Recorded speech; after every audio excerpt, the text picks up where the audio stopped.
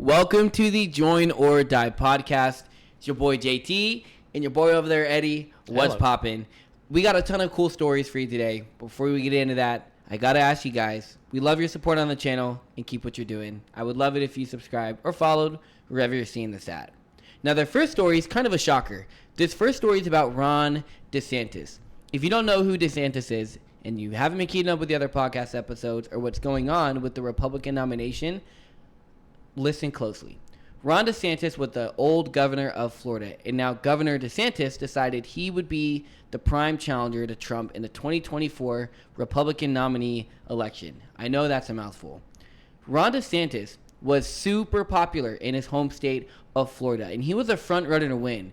I mean, Trump has always been polling at about 50 to 60%, but Ron has always been polling at about 30 to 20%. But there's an article that comes out today by Timcast. DeSantis cuts 1/3 of his staff and struggles in poll numbers. He's losing to somebody, Vivek Ramaswamy. He's awesome, and he's currently losing in the poll numbers to him, who's a complete outsider in the party. Mm-hmm. He's a long shot candidate. Mm-hmm. So on top of this article, we're also going to be looking into some crazy news about Chinese Communist Party who are here in the motherland, 143 school districts and so much more. But again, just how JT said, it would do us so good for us if you subscribed, liked all of our social media, did all of that good stuff. Brother, did you call it the motherland? Yeah, the motherland, man. My man, that's Russia. No. Well, yeah, buddy. But Russia's the motherland. But they're not in Russia. They're in the United States. Well, here, the land of the free. Sorry. Yeah. No, thank you for correcting me. You see, that's why we're co-hosts. We check on each other, man. Y'all know the vibes. But, well, let's get into this first story. So DeSantis cuts 1/3 of his campaign staff amid struggling poll numbers.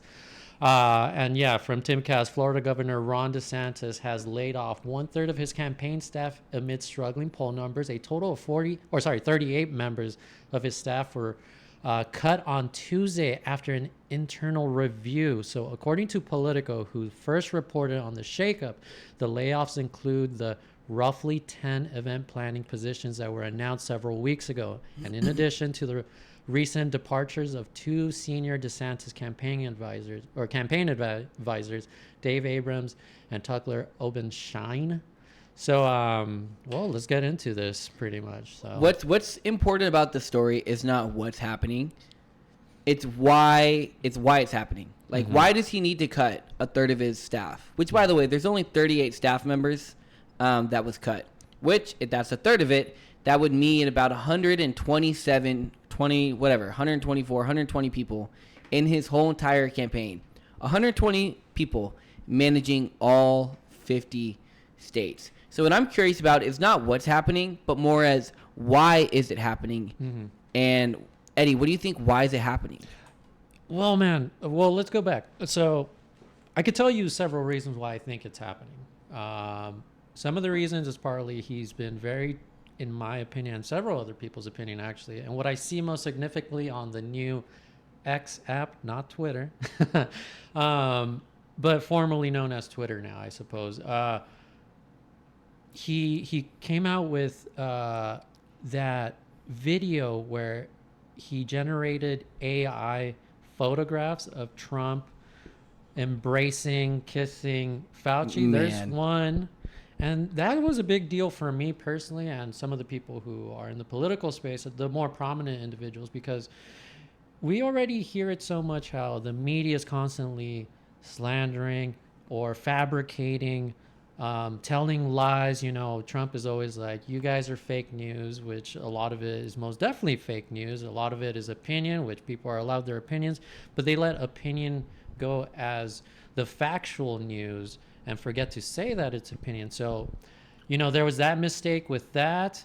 So not only is he stepping as low as the mainstream media, fabricating photos and putting subtitles saying the real Trump. I know it might not seem like a big deal, but this is what a lot of people have issues with. A lot of people do have issues with the mainstream media just promoting their propaganda and trying to, capture or no, they're trying for you to follow a certain narrative that is completely false and not grounded in any facts or reality. So there's that. There's also just recently, I think it was about 2 days ago, and just I could pull this up right here. Like DeSantis aide fired after sharing videos featuring Nazi symbols or symbols used by Nazis. So there's another one. Yeah, that's a red flag, man. That's pretty bad. So that's a red flag. So I guess to answer your question, my opinion is he doesn't have a good management over his campaign and the individuals who are within his campaign. So a lot of people are saying, okay, if you can't even handle or round up the people who are working for you here at the campaign level, how are you going to do that once you actually get the presidency, once you're actually sitting in the Oval Office? Right. So, I mean, there's probably little things here and there in between, but those are kind of the things that I see. What do you think? I'm not too sure that it's that he doesn't know how to manage his campaign. I think it's more of he doesn't know how to make content that people enjoy. Mm-hmm. When you hear this man talk, this man is boring. Like, this man is Snorlax, sleeping everywhere you go. He's boring. He's a snoozy Ron. When you look at Trump can make good memes. Trump is very entertaining, right? When you look at Vivek Ramaswamy, you're not interested by how he's saying something. You're interested by what he's saying and his new ideas. But Ron's not really bringing anything to the table. Like, I can't think of anything that's made Governor DeSantis any more different than anybody else, besides the fact that he has a good track record. Originally, he was running on, hey, I'm going to win the nomination because I'm most likely to beat Biden. Well, poll numbers came out. None of the Republican candidates were enough to beat Biden. So now he's sitting here like, what do I do with my campaign? And to be honest, I don't really care if his people under him were Nazi sympathizers. I don't think a person under you identifies you as a person, right? Everybody makes mistakes when hiring. But cutting a third of your people is a huge blow to your political campaign, because not only did that show that is not gaining momentum, also that he's kind of tight on money. And whether you like it or not, in this political sphere, you need money to be a president. On average, the president is about, $5 to $10 billion. If Governor DeSantis can't raise $100 million, what makes you think he's going to raise more money in the primaries? He's not going to. Yeah. No, and well, you're right about that part. I mean, we could look at this part of this article. So during the second quarter of the year, DeSantis' campaign had said that they raised about $20 million, but had spent a large amount of it. So on what, bro? I have not seen anything. Nobody has seen anything DeSantis has put out on what? Right. On what? And if it's on those videos that came out, like there was one on TikTok where it made him seem like he was anti, like, gay, lesbian, all that stuff, right? The whole LGBT community, right?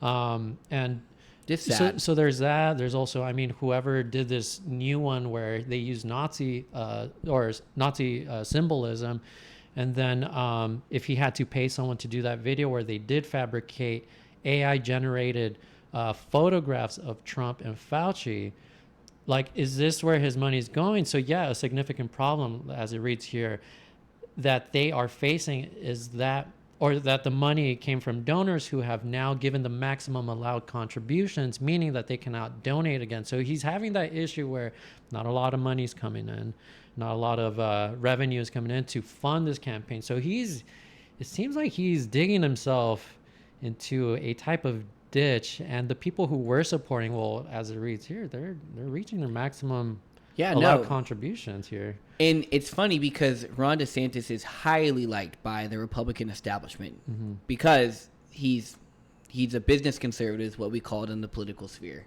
So you would think he'd be raising all this money from corporations. But then Ron DeSantis opened his mouth, and now nobody wants to buy anything from him. I mean, the only two videos you know from him are his AI video where he made fun of Trump, and the other video where his TikTok video that went viral for being anti-gay. Like, no matter whether you're a Republican or a Democrat, that's not going to play well in either field, and it's not going to fire up your base. And if that was DeSantis's point to fire up the base, I would ask, what type of base are you really trying to fire up? There's no point to it. He's just not an interesting candidate. Donald Trump is a front runner because Donald Trump is such a magnetic figure. He's a very good branded figure. Vivek Ramaswamy is a good figure because he has new ideas, and he's relatively similar to Donald Trump, where his new ideas are actually new. They're not refurbished ideas back from the 17th century or the 18th or the 19th. They're genuinely new ideas. And honestly, Vivek Ramaswamy is a little bit different because although Donald Trump is a successful businessman, the areas where they were from and where they came up in, Donald Trump in real estate and Vivek Ramaswamy in pharmacy, which, by the way, maybe we might do a podcast episode on that, but I don't like it. I don't like Vivek Ramaswamy. The reason why he's winning is because they're so new. Republicans see all these old people get elected, and you have Donald Trump, who acts like he's 12, and you have Vivek Ramaswamy, who acts like he's 45 years old. And so both of these people are new, and they bring a lot of energy. But Ron DeSantis is 45. So if he had more energy, then he would definitely be a front runner, but he doesn't have any energy. When he's outshined by the rest of the party. I mean, when he did the presidential, or when he announced finally his presidential run, I don't know if you had You a talk chance about the to, Twitter video, right? Man, That did he was put such people to a sleep? snooze fest, bro. That was so bad. I'm leading the great American Yeah. comeback. Like, oh my God. Like, Yeah. I'm going to play you while I go to sleep, man. Like, I know. Jesus Yeah, let me Christ. give you a lullaby for my kid. Yeah, like typically I listen to like just ambient sound, rain sounds to go to bed with black screens. But I'm Yeah. like, man, I'm gonna play Ron DeSantis here. So you make a really good point. Like, man, there's no energy with this guy. He lacks that umph that Vivek has, where he's Right. able to like really connect to people. And Trump, man, what people love about Trump is he's so unapologetic. That's what I personally like about Trump, you know. And I haven't been in the political space all that for very long, and even then, when I heard, when Trump was in the he's still in the social sphere, the media sphere, everywhere. Trump is everywhere. I was like, yeah, I don't really get this guy. But once I finally got into the political sphere, or at the very least paying attention to what's going around in politics and current events and such like that, and I started to really observe him, and I'm like, well, first, I immediately found out like, there's nothing racist about this guy, the way that CNN is talking about. And two, I'm like, this is almost a shtick. This is just kind of his thing. And so the people who really hate him, they just don't understand, like, this is all one kind of like big gag that we're all participating in. And he's like very self-aware. It's not like, he's making a fool of himself. Like, this is just him. This is being his authentic self. I mean, I constantly see videos where he goes into like a KFC or Baskin and Robbins. Like, he's the man of the people. Like, he's right there, right there with the people, like purchasing like all kinds of ice cream for people. Like this. I don't know, man. I don't think I'm gonna be honest with you. I love Trump, but I don't think he's a man of the people. Well, I mean, we'll see. But I'm trying to make a larger point of like, he's making himself at the very least relatable to the average person, like showing up to like places like that or like McDonald's. That's kind of like the broader point that I'm trying to make. But well, yeah, Ron DeSantis here is just kind of like putting people to sleep. Well, yeah, Ron's putting people to sleep, but I also don't think that Donald Trump should be filming all of his charitable endeavors, right? He's using using charity as political capital, which is really shitty, to put it blankly. Nobody should be using charity as political capital. But I think when you look at Trump and you look at Ron DeSantis, the two people who were the front runners to lead, Donald Trump hasn't put any policy ideas forward. We know what he did in 2020 or 2016 to 2020. But he hasn't said what he's going to do in 2024. He hasn't even came out with a slogan yet. Who, Donald Trump? Yeah. Oh, dude. Well, he said some parts of it. I know he recently changed it where, like, if you vote for... This is pretty wild. I'm ready for it. It's very Donald Trump-esque.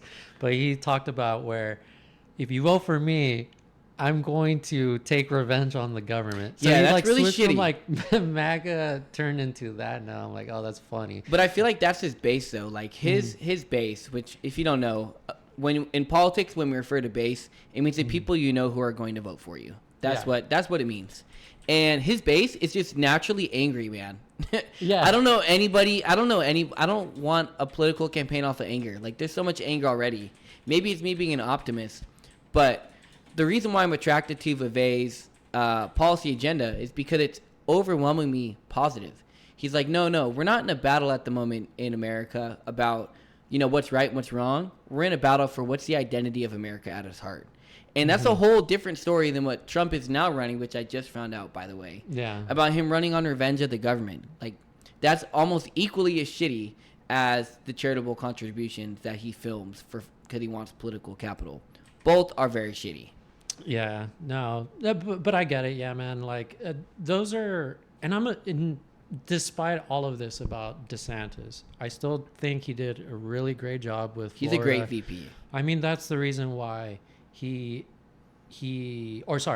why everyone's flooding the gates of Florida, why everyone's so quick to like move to Florida, because he's doing really great things, man. I mean, during COVID, he was opening it wide open for people. You know, you're not mandated to get these like vaccines, and I mean, to be honest, like no one really is, right? But right. As much as like anyone was trying to say, but you know, he did a lot of good stuff during that little epoch of COVID-19 at its peak, and that's why a lot of people are going over there to Florida. So with all that being said, though, the initial point that we're trying to make, and the initial question, why is he going down in the polls? I mean, the dude sucks. That's why. And he's putting everyone to sleep. The dude sucks, man. And this is terrible because this is his own state. Yeah, like, I can't blame him. I mean, Trump's been in that state for years. You know, Florida's moving people Republican and Democrat. So I can see why he would be losing in his own state. Yeah, I mean, I would love to see a Vivek Ramaswamy ticket with the Vice President DeSantis. You know, I mean, that would be an awesome ticket because Ramaswamy brings the ideas and DeSantis implements them. I think that'd be an awesome ticket. Man, he's been doing so much good stuff. That's why I'm like simping on this guy. If I'm being totally honest, God. But like, you just call yourself a simp. Well, I'm being hyperbolic here. I'm being hyperbolic, but you're riding his dick, buddy. Oh, absolutely. No. No. All right, next story. But anyways, I know, next story, Eddie riding dick. Oh, God. No, but in all seriousness, though, like, this is pretty wild because, I mean, I'm reading here, a poll conducted on Florida Atlantic University mainstream lab earlier this month found that 50% of Republican primary voters in Florida support Trump. DeSantis in the second place for 30%. And this is in Florida. And about 2.5 weeks ago, Turning Point had a convention in Florida as well, where they also did a polling within Turning Point. But I will say, to preface, Turning Point, we know they're very big Trump supporters, so people who are going to Turning Point, I mean, you could basically bet that they're going to be voting for Trump. So with that being said, though, they did take a poll within Turning Point, and about 87% voted Trump. Well, of course 4.3 was DeSantis, and I'm like, wow, that's pretty wild. But again, like I said in the way I preface, we know Turning Point is very like Trump heavy. Their supporters, they support him. So like, you know, Charlie Kirk and Jack Posobiec, they're very big on Trump. So nothing surprising there. But like, we're looking at this 50% of supporters. You know, Trump. I do think there's DeSantis. one. I think there's one aspect we're not looking at, and it's that Donald Trump was once the president. Of course, people are going to want him. Yeah. I think if you took away Donald Trump as president, I think the polls would be a whole lot closer. Yeah. So Donald Trump being president has a lot to do with it, and we haven't seen president versus president brawl since, man, I think like just a couple elections before slavery or after slavery. I can't remember, but that time frame. That was the last time we saw a sitting president versus a former president go at it for the nomination.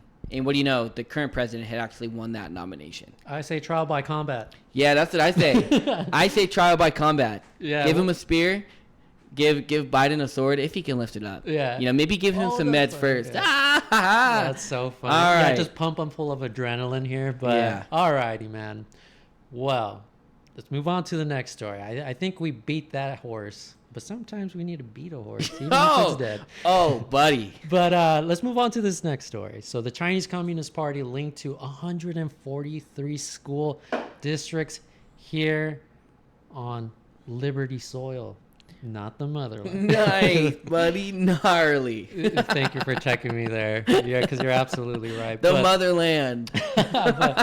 but here on the great land of the free. So it reads, Chinese Communist Party sponsored groups are linked to over 143 American K through 12 districts, parent rights organizations, Parents Defending Education, which in parentheses PDE, revealed in a report released today. So that's pretty wild. That's pretty crazy.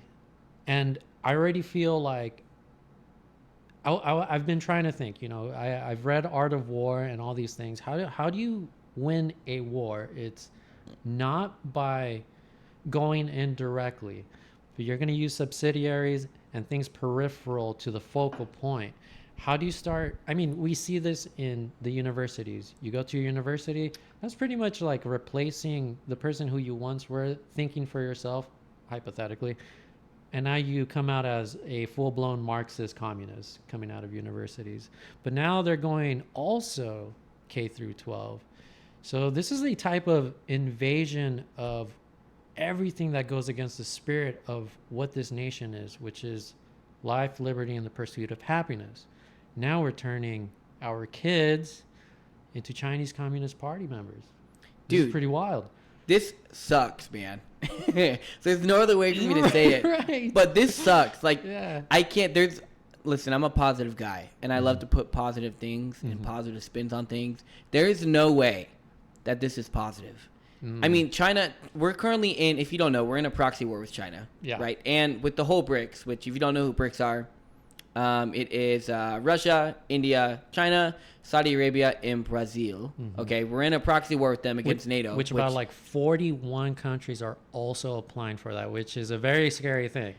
We're headed to World War III. We've discussed it on the yeah. maybe World War IV, depending on what you classify as World War III. Exactly. But we're in a proxy war with China, and nowadays the modern teachers are your modern day spies, right? Because the people that teach your kids are the people that give them their ideas, their values, and their belief systems. Your education system is now your belief system. Before, it used to be your religion or your church, where you would go to your pastor. They would say, this religion, typically the Bible, speaks this, this, and this, and because of this, this, and this, you should be doing this, this, and this. But now it's replaced with the education system, where the government's involved, where now your government is your religion. But the issue is, what happens when your government is opposed to what you as a parent want, right? And we saw this way back when, I think it was during Richard Nixon, when we had McCarthy, and he went through the whole red and he investigated all of Hollywood. Do you know what I'm talking about? I don't think so, no. You don't know what? Okay. This sometime in the 2000s or the 1900s, right when we were heading in our Cold War with Russia, we thought everybody was a communist. And so Senator McCarthy at the time held a hearing that said, hey, you're a communist. And it was all based on someone saying the other person is a communist. And so they were getting rid of celebrities. They were getting rid of parents. They were getting rid of other senators' wives, people in the presidential cabinet, all because they had merely thought they were a communist sympathizer at the time. And this is awfully reminiscent of kind of the propaganda that was coming out. I mean, China being in 143 schools, I do have to ask you, how accurate is the story? I mean, did they really investigate all the schools? Like, if I were to call up my school 20 minutes down the street, would they have said, yeah, this was investigated for communism? I don't think so. I don't think so. I think it's probably one organization that donates to a bunch of schools. And because they donate to one organization, they're labeled as a communist sympathizer, that whole school district. Yeah. Who knows? I really have no idea. We don't know if this is like all factual. Yeah. I mean, this is just an article talking about it, and there was an organization who's basically just elucidating things of this sort. However, I will say that, I wouldn't be surprised. We found out not too long ago that China had their own police force in New York. Oh, yeah. So what is it for me to think that maybe this is impossible? So I'm not saying I 100% believe it. The thought of it is scary. We need to look more into it. I mean, this news just broke not too long ago, or sorry, it broke out today, not too long ago in terms of time frame. Yeah, we have zero just like info, several guys. hours ago. So, I'm sure this story is going to keep developing as we go on, maybe in a few days or whatnot. But it's an interesting discussion because just sort of the way you mentioned, we know what the Communist Party does. I mean, they have a whole manifesto. I mean, Oh, yeah. like I've the read it. Communist Manifesto, Karl Marx. You know, the one thing that we need, or not we, as in like you and I and the people who believe in this country, but communists themselves, get rid of the family unit, start distorting or put facts and truths that are self-evident, throw them upside down. I mean, that's what the whole gender thing is. Like, we can't even like figure out what a woman is. Like, Jesus Christ. So this is all orchestrated and perpetuated. And if you want to know more about it, just read the Communist Manifesto. They tell you with great detail exactly how they want to overturn everything, and how, you know, it's a fight between not like the people who are more capable or, you know, based off of their merits. Like, no, they perpetuate this with, it's a fight between the rich and the poor, the bourgeois and I forgot the other term, but basically the poor, right? Right, rich and the poor. It's about status. Everything's about status. I mean, that's why everyone's so hell bent about rich people all the time. Like, I mean, we just had that story where all the billionaires, millionaires, the wealthy went to that submarine, and then we had that tragic story. Was it really tragic though? Because I'm kind of happy they died. What? How could you say that? Dude, I'm kind of happy they died, man. Repent right now. Yeah. Oh, Jesus! How can you say that with those earrings? No, you're wearing the cross. I'm so happy they died. They should have died. How? Why? Dude, the amount of ill they caused the world was just crazy. Have you looked at the people on the submarine? No, I did. Google the 5 billionaires that were on the submarine. Man, this is coming from the guy that's not like, well, I wouldn't say an ounce, but like does not like put compassion in the forefront. For me, it's like, we're going back to last week's episode. If you haven't watched that, you got to watch that episode. Yeah, go watch it right now so you understand the context. Although I will say, unfortunately, and I'm so sorry, but at 43, we had some technical issues. So if no, it was they didn't even notice. Here's the thing, did. Eddie. I'll give you a summary. Eddie was saying that compassion should not be a virtue, and I was saying you're tripping, buddy. Compassion is most definitely a virtue. And he's pointing fun at me because I'm saying, well, who cares that they died? Like, you know, compassion should be a virtue. But in my opinion, it's not an issue of compassion. It's more of an issue of karma. Those billionaires all had it coming. I suppose, nobody's a billionaire by helping out everybody in the world. Come on. Yeah, like name one billionaire who's like, man, they came up doing good in the world and they continue doing good in the world. Yeah. No, they did shitty things in the world to get up there. I mean, and because they did shitty things to do good to get up there, they do shitty things when they're up there. It's not like they magically change when you get $1 billion. Oh, I agree with that sentiment, but burn them at the stake. You're crazy. Well, I don't agree with that. But however, anyways, I already forgot the point. But the point I think was it's a class problem, right? Where the communists are like, you know, hate everyone else because you're poor and they're rich or whatever. And despite the merit that they might have, well, it doesn't matter because, you know, for the communists, it's, you know, like my drink, no, our drink. So like, so that's basically their premise. Yeah. It's like, no, and it goes against the spirit of what this country was found on. You know, like, you know, we work hard. You have a vision for the future. Like the you zero in on that, and despite the tragedy and the turbulence towards that goal and your pursuit of whatever it is that makes you happy, that's where you're going to find your journey. It's between A to B. Like preach, buddy. It's not really the destination, but the journey within to get to that destination. That's where that's where it's at. And people find a lot of fulfillment. I mean, I could exemplify this by like we're relatively young, but the things that we remember the most or the things that we at least talk to our peers and friends and family, etc. We talk about what were the hard parts about to get us to accomplish that certain thing. And that's the part that we're most proud of. It's almost like, man, I have children, and I'm like, it's tough, but like, man, it was well worth it. And you reflect on those hard times, and you're like, those are the things that made me stronger. I know right? what you're saying. Or the spirit of what I'm saying. I get what you're saying. I had a couple points. One, it seems to me like what's happening with China and America is less of a class war and more of a culture war. Because now it's a war of culture. When you win over the culture, you win over everything. Hence why, liberals way back in the 2000s went into democratic institutions. Yeah. The liberals in 2000s went into democratic institutions because they knew that influence a young mind is a whole lot easier to do than influencing someone who's a lot older. So impression the teens, and then when they bring kids, those kids will be even more extremists than the kids who before them, and yada yada yada. Well, they sell them a vision of like just hedonism, like the hedonistic dream. Like everything is about pleasure, everything is about maximizing happiness. Yeah. And don't get me wrong, like those are all great things, but you're forgetting the bigger point here. It's like, well, what did you gain from like happiness is a byproduct of something difficult or like something that you've like worked to attain. So the happiness is just a byproduct. And so they keep selling them this. That was deep. This hedonism, right? Yeah. Sometimes I can get deep.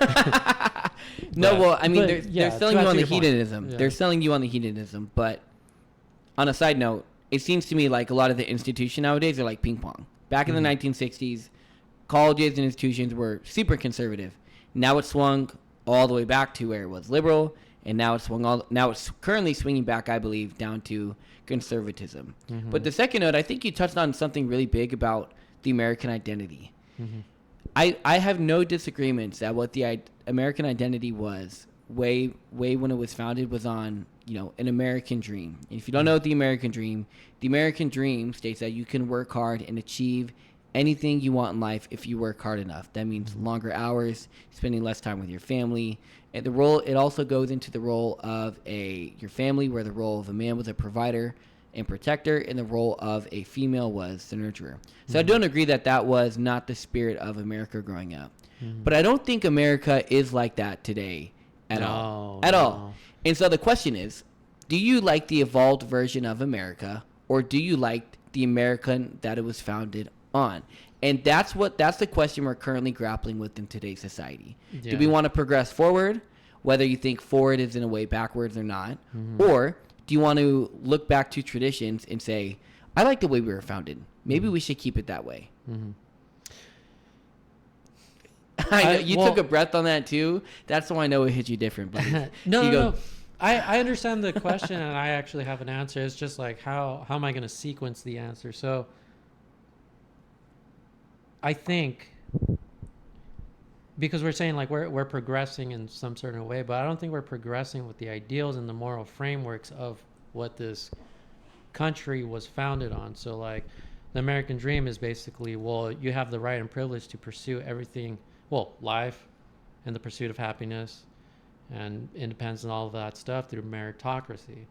So nowadays, I think there's a substantial majority or population that are definitely trying to destroy that because they want immediate satisfaction. In the time of where we get everything so fast, especially with the internet,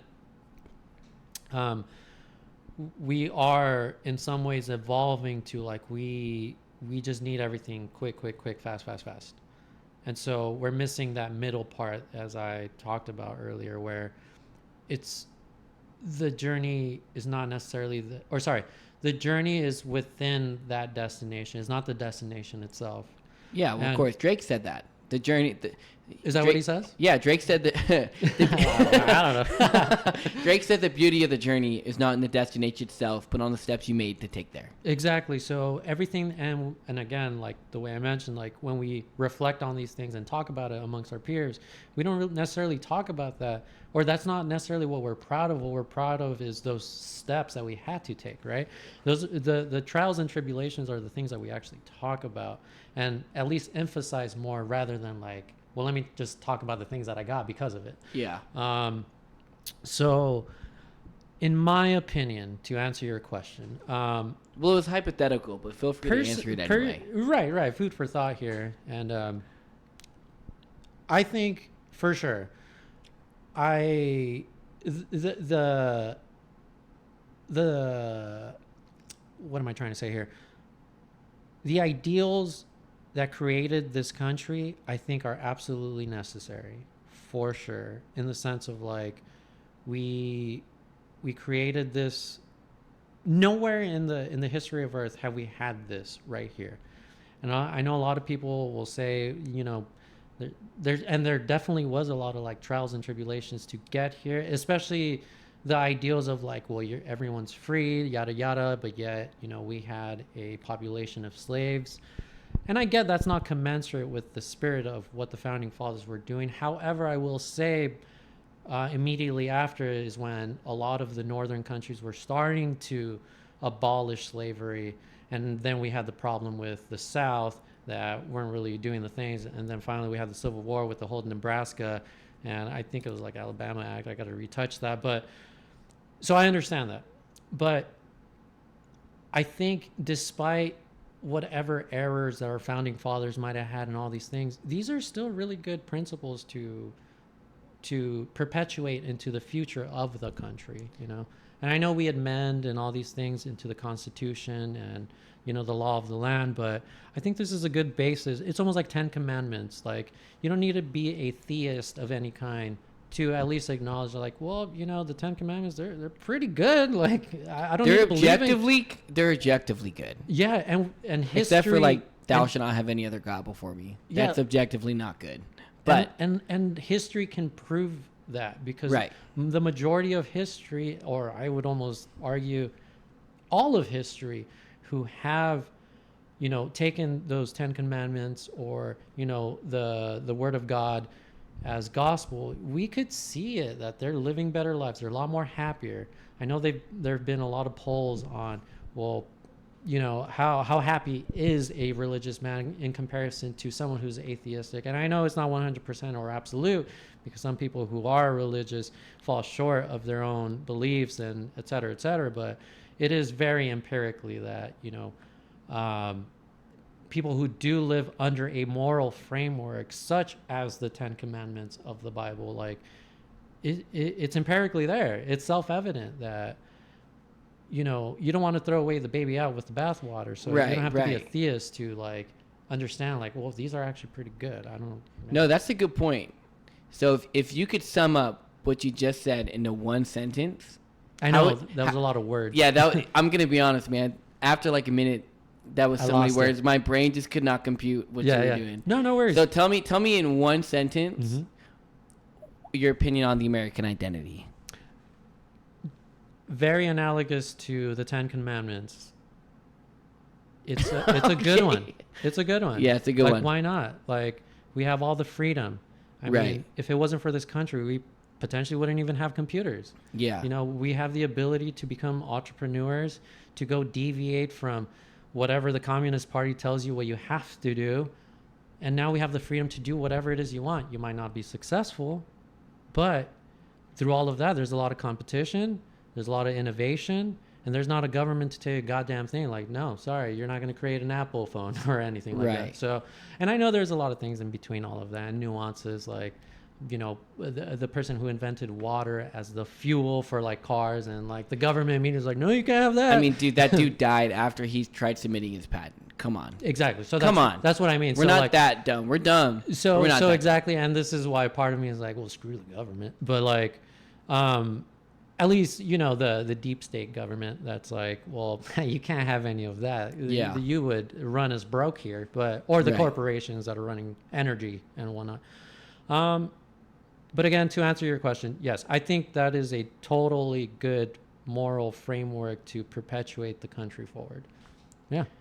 I could talk about this forever. Me too. And I'm totally cool to talk about this. But if we talk about this now, we're going to be ignoring the rest of the stories. Exactly. So I'm going to leave it to you as the person who has the controls. Do we want to cover this, or do we want to cover the rest of the story? Because both are equally interesting. Let's move on to the story, because I'm sure the audience is like, okay, what else? Yeah, he's like, all right, we get it. He loves the 10 Commandments and Ravi Ramaswamy.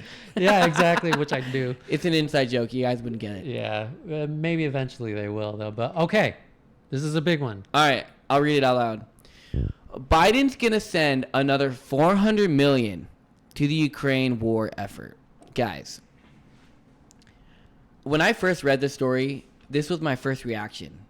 What the fuck? I mean, there has to be some boundary for this. I mean, first it was we're sending the cluster bombs over, which is a war crime. We covered it in episode 2. Exactly. And then a week later, it's like, oh, now we're gonna put in the reserves. Well, like, cool. Why not active military? But I guess put the reserves in first, whatever. And then we're gonna send another $400 million. What is the boundary here? What is the boundary? I don't understand the point of being in Ukraine anymore, and I don't think most people do either. It's just a proxy war. Just fight the actual war at this point. And at what point do we, the people, get what we want out of our taxes? I don't think the majority of the country, and I'm sure there's a little subsect that definitely do want to keep, supporting the war effort overseas. But like, what about the other?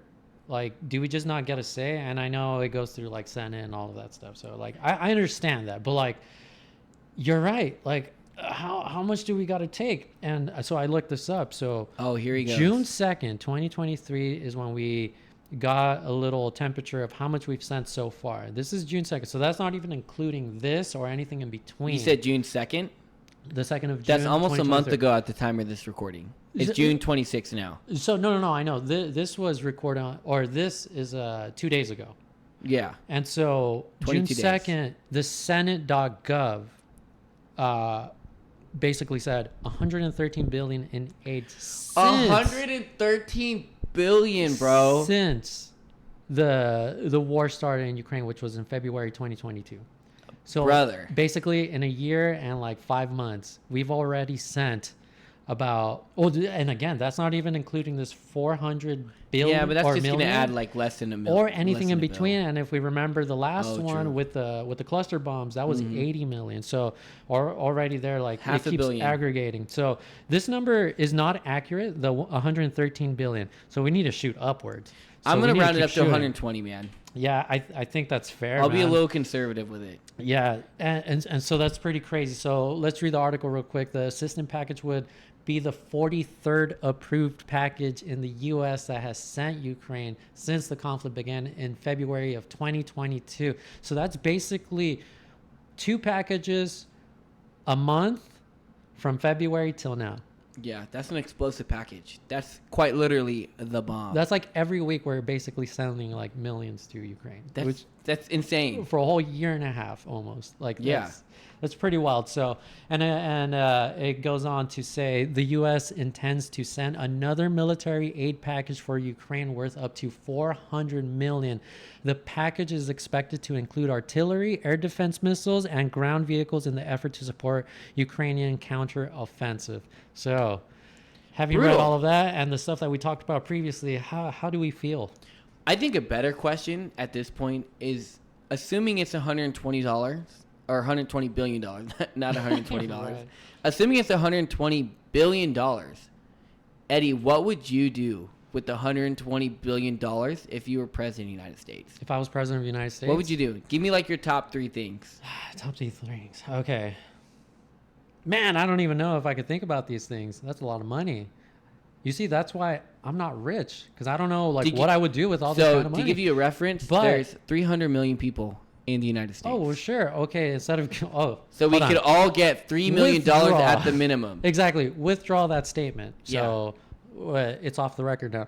Yeah. But anyways, absolutely. Why are we sending people, which is the right answer, why are we sending all this money to a country that the majority, or at the very least a large substantial amount of the population within this country can't even tell you where it is on a map? I don't know where it's on the map. We have... I feel called out. Well, it's okay. Because, again, this is all education and everything. But where it's for the effort for their border, and yet we have a border right here. And if we, just to recapitulate what we talked about before, we have a border crisis over here, but yet we're sending money to offset someone else's border. And we talked about, at the very least, this bleeds into what we're talking about. There's a huge trafficking issue. Huge. And so this is huge. All aid that could be going to our country. And if we wanted to distribute everything and the way the communists want to do, and like everyone else who's like, well, we need basically give money to everyone. Yeah, I wonder how much of 120 billion could be distributed to the population. Instead, since we did go through these trials and tribulations during COVID, a lot of grassroots or mom and pop shops closed down. So there's a lot that's happening within our country, but yet we keep sending money over It's to dumb. fund this war, and people who are supported despite what the hell they say. No, if you want to keep sending money, you're pro-war. I'm sorry, I don't know. Like, that's just my We opinion. literally went on the Mayflower to escape Europe, and here we are getting more and more involved in European affairs. Yeah. There's so many things you could do with That's a good $120 billion. Mm-hmm. You could give.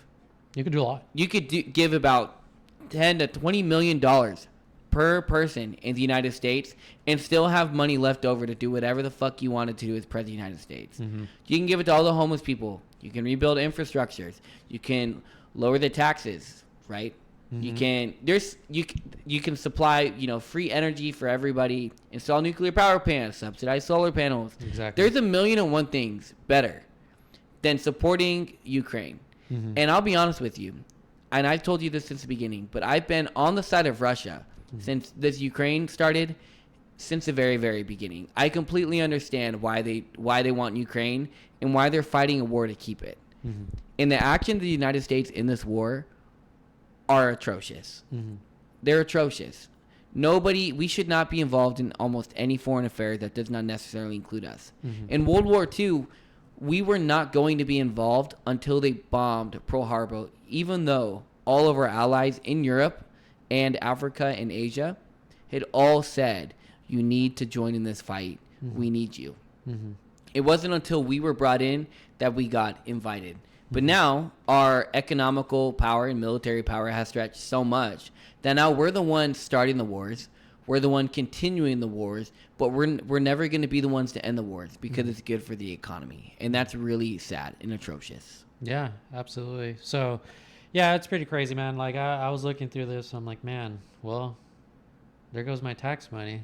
Yeah, it's just sad as shit, money. man. It's just sad as fuck. And it feels like we just have no say whatsoever about what's going on here. Yeah. And I don't necessarily even think that the administration is representing the will of the people here, or what the people are supporting here. I know there's a large, again, I'm going to repeat myself, but like, I know there's a large majority, but is that the majority? I don't know. No, I'm not too sure. It's not. We all know it's not, buddy. And you made a great point about, like, these are war crimes. There's about 100 countries that banned like cluster bombs, They ban it, which are part of this aid package. And so, like, some of those are like UA countries. So, the European countries, which is like UK, France, Germany. So this is a big deal, and we talked extensively why we're hypocrites. Yeah, exactly. So it doesn't make any. Well, it makes sense in nice pun. Makes sense when we're talking about money. Yeah, that was sneaky, Eddie. That was sneaky. One wasn't gonna slip by me. It makes sense in the point of, we know why we're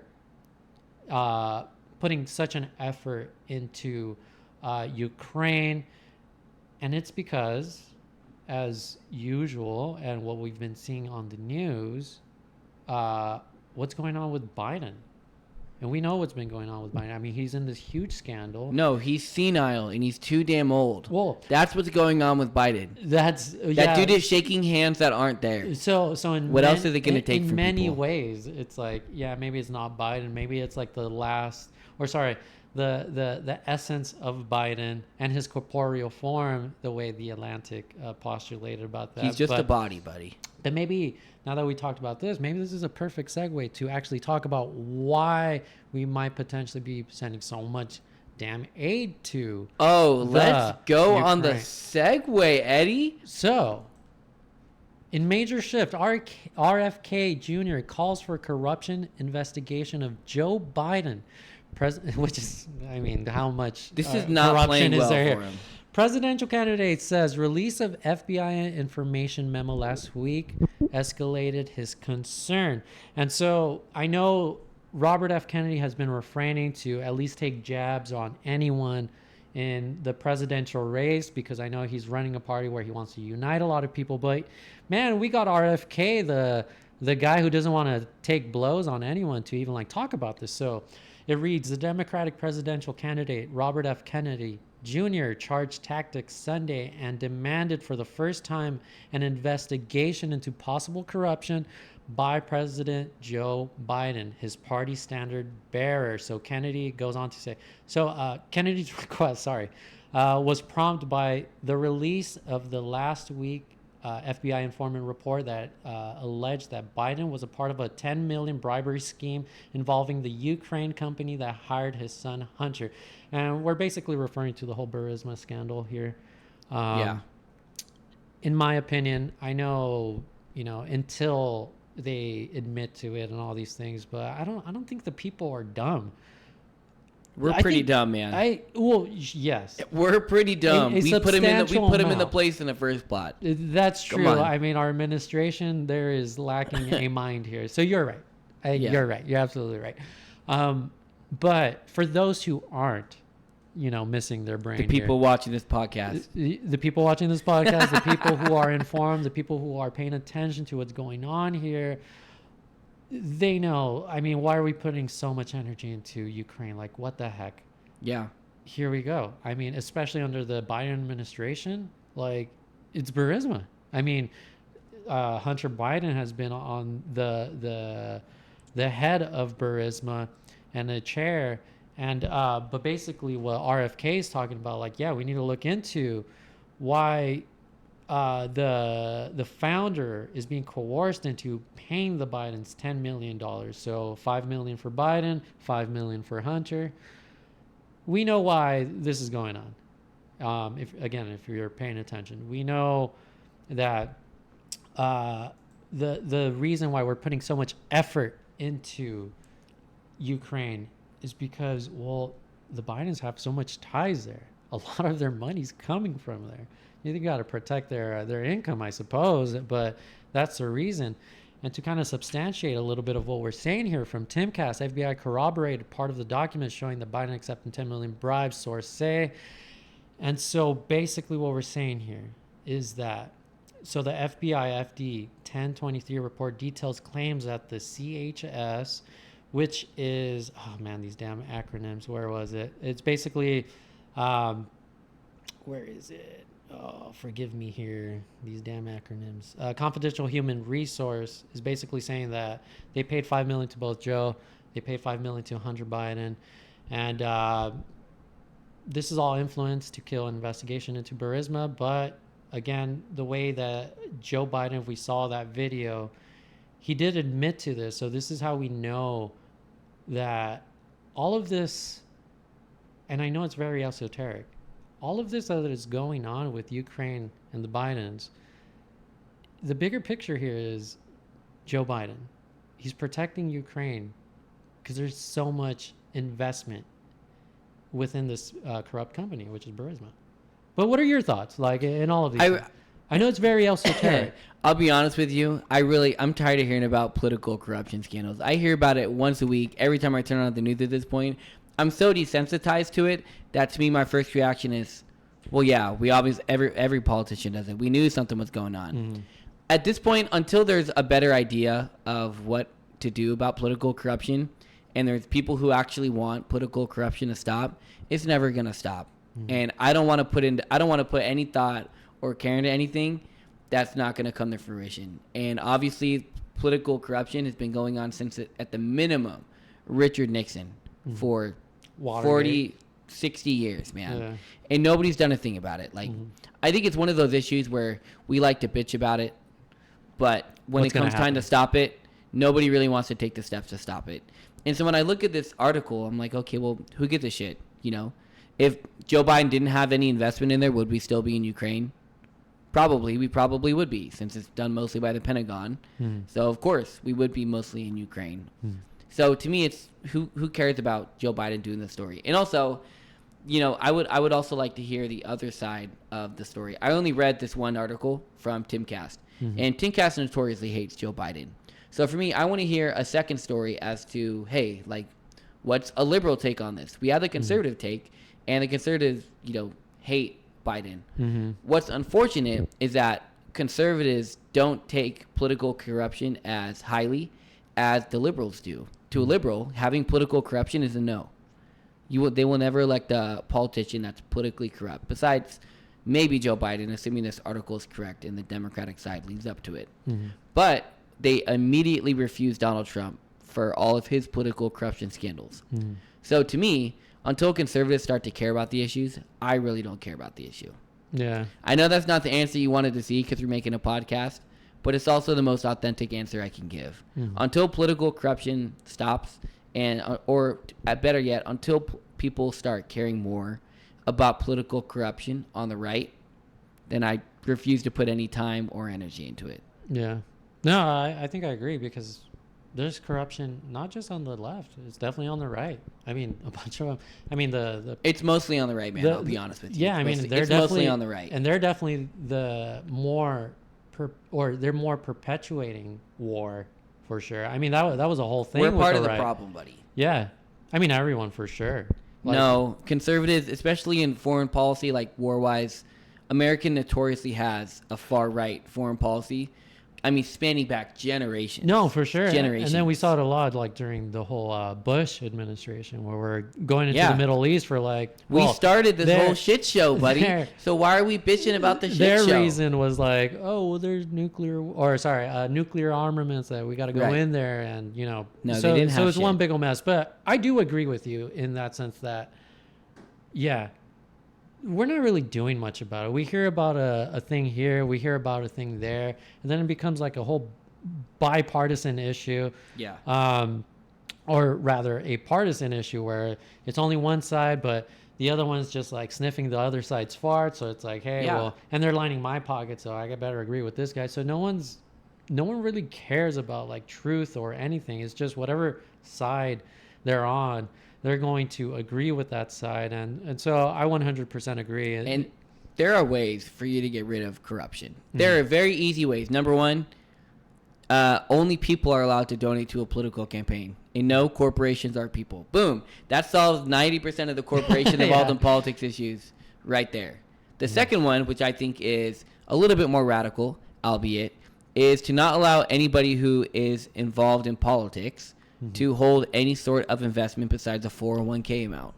Is that really too much to ask? If there are traders online on TikTok and on social media that follow people like Nancy Pelosi and Chuck Schumer, right? Mitch McConnell. They follow their trades. Yeah. And their trades, website dedicated their trades outdo the stock market. I don't think Nancy Pelosi is just a genius when it comes to stocks. No. We all know that she has more info than the rest of us. So to prevent corruption, prevent businesses from contributing to a campaign. A business is a business to make money, not to be involved in the social and political affairs of a government. Number two, then, stop politicians from investing into companies in the first place. You take out businesses from the government, and the government will then be a government and not a business. Something that I was thinking about, and I haven't really said it out loud, but I wish if you were running for Senate or any sort of political, if you're any kind of like political representative, I think we would get more honest people if there's almost, or basically if you get a paycheck just akin like a elementary school teacher. Yeah. Give them the average American wage as a fucking salary. Or almost watch like them switch their tune. Barely like your wage is basically like scratching the surface of anything that you could afford. Because at the very least, we would deter everyone who's not in it to see this country thrive. And those that do want to see this country thrive are making a big sacrifice here. I don't know, man. They're like, hey, like, I know there's nothing in it for me besides like I'm gonna see my country thrive. And again, like there's terms. So like if you want to give like a 2-year sacrifice, like the House of Representatives, like I think that's and again that's why I haven't totally flushed this out. I had said it out loud. Oh, here we go. I'm gonna roast him. But I've thought about it. But like, how can you make a deterrent for people who are in positions of power? To make the best of that is, well, don't offer any incentives besides putting the right policy that are going to put the people who they're supposed to represent to leverage them, like the will of the people. So basically, I guess what I'm trying to say is like, okay, if you're going to become a senator or House of Representative or whatever, right? Like, your pay is crap, basically minimum wage. But at the very least, we know that people who are going to be taking those positions, they're not going to do it because they're going to have like power per se, and maybe even like amend it. And again, I'm just spitballing here. I haven't flushed it out through, but immediate thoughts here is like amend it to the point where like, okay, senators, House of Representatives, everyone who represents the will of the people get a shitty pay, and that will deter people from actually occupying those positions. And we know people who are actually going to go there is because they actually feel strongly about what they're going to be doing, representing the people, and they're willing to sacrifice their, like, for example, if there were a doctor getting this like 100 or 6-figure paycheck, but they're like, no, man, I see problems in my country. I'm willing to take minimum wage so I can make that difference. And that's the sacrifice right there. They know they're not going to get an incentive. The only incentive that they're going to get is to see this country progress. So those are my immediate thoughts, but I don't know. Do you know how much somebody in the House of Representatives get paid?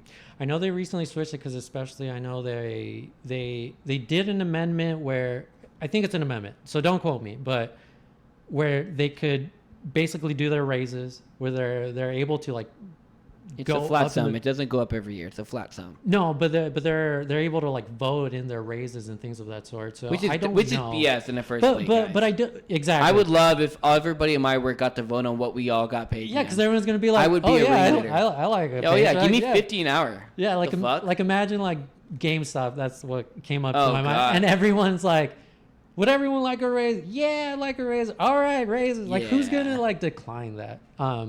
Except the people who are there for the American people. So anyways, I don't. They get paid about $125,000. So 6 figures. Okay. 6 figures. And I'll be honest, I think that's a very fair wage for what they do. Mm-hmm. They have to be in the limelight all day. They're held to a higher ethical and moral responsibility. Mm-hmm. I'm cool with that. Mm-hmm.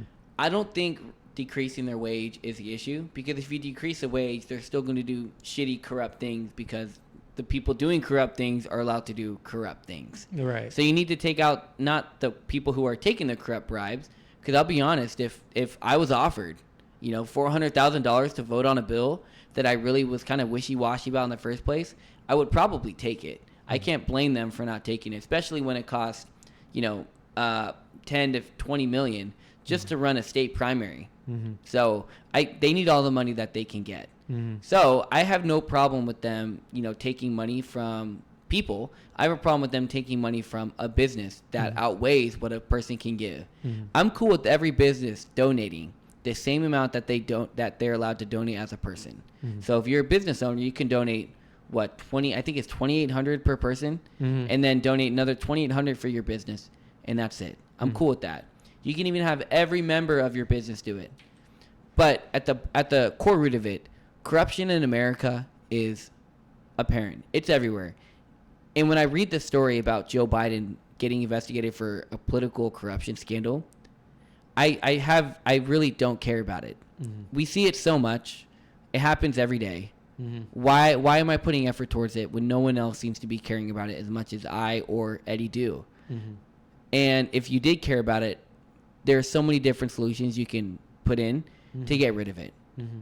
But we don't want to. And I'll be honest, I take a very liberal point on this. Mm-hmm. The liberals are 100% right on corruption in politics. A business should not be able to donate to a politician. A corporation is not a person.